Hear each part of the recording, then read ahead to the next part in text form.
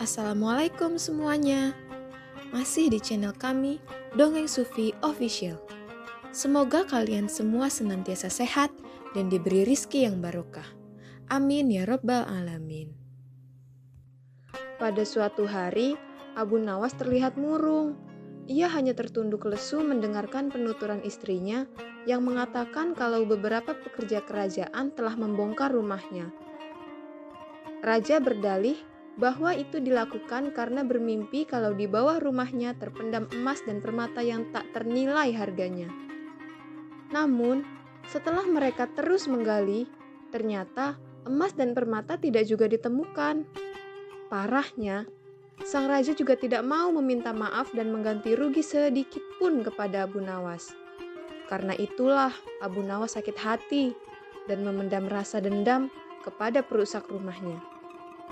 Lama Abu Nawas memeras otak, namun belum juga ia menemukan muslihat untuk membalas perbuatan Baginda.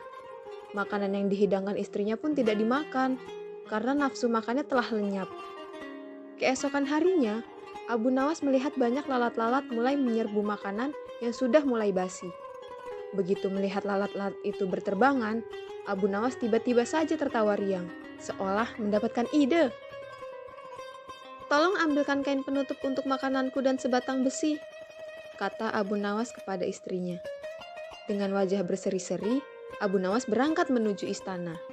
Setiba di istana, Abu Nawas membungkuk memberi hormat kepada Raja Harun. Raja Harun terkejut atas kedatangan Abu Nawas. Di hadapan para menterinya, Raja Harun mempersilahkan Abu Nawas untuk menghadap. "Ampun tuanku, hamba menghadap tuanku Baginda hanya untuk mengadukan perlakuan tamu-tamu yang tak diundang.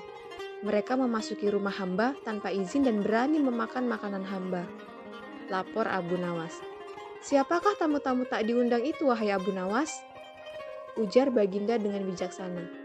"Lalat-lalat itu, tuanku," kata Abu Nawas sambil membuka penutup piringnya.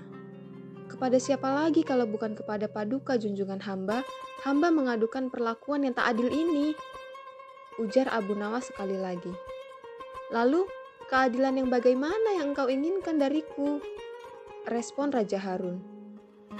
"Hamba hanya menginginkan izin tertulis dari Baginda sendiri agar hamba bisa leluasa menghukum lalat-lalat yang nakal itu," kata Abu Nawas memulai muslihatnya. Akhirnya, Raja Harun dengan terpaksa membuat surat izin yang isinya memperkenankan Abu Nawas memukul lalat-lalat itu dimanapun mereka hinggap. Setelah mendapat izin tertulis itu, Abu Nawas mulai mengusir lalat-lalat di piringnya hingga mereka terbang dan hinggap di sana-sini. Dengan menggunakan tongkat besi yang dibawa dari rumah, Abu Nawas mengejar dan memukuli lalat-lalat itu. Ketika hinggap di kaca, Abu Nawas dengan tenang dan leluasa memukul kaca itu hingga pecah. Kemudian, vas bunga nan indah juga ikut terkena pukul dan pecah. Akhirnya, hanya dalam beberapa menit saja, seluruh perabot istana hancur berkeping-keping. Raja Harun tidak bisa berbuat apa-apa, kecuali menyadari kekeliruannya yang telah dilakukan terhadap Abu Nawas dan keluarganya.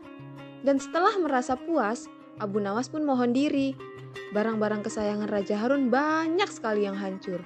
Bukan cuma itu saja, Raja juga menanggung rasa malu. Kini, dia sadar betapa kelirunya telah berbuat semena-mena kepada Abu Nawas. Nantikan cerita selanjutnya di Dongeng Sufi Official. Jangan lupa untuk like, share, dan subscribe. Nyalakan loncengnya juga ya. Terima kasih. Wassalamualaikum warahmatullahi wabarakatuh.